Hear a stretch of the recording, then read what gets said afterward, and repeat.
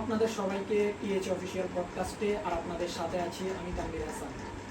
আজকের পর্বে আমাদের অতিথি হয়েছেন বিশিষ্ট রাজনীতিবিদ এবং সমাজসেবক, বিএনপির দুঃসময়ের কাণ্ডারি, বর্তমান সোনাইমুড়ি উপজেলার বিএনপির যুগ্ম আহ্বায়ক জনাব মাসুদুর রহমান ভাই। স্বাগতম আপনাকে টিএইচ অফিসিয়াল পডকাস্টে। টিএইচ অফিসিয়াল পডকাস্টকে আমি ধন্যবাদ জানাচ্ছি এবং কৃতজ্ঞতা জানাচ্ছি। আপনি তো লম্বা একটা সময় ধরে বিএনপির রাজনীতির সাথে জড়িত।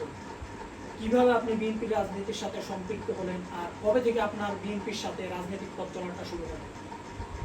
আমি বিএনপির রাজনীতি 1996 সাল থেকে বিএনপির রাজনীতিতে আমি সক্রিয়ভাবে কর্মী হিসাবে কাজ শুরু করি।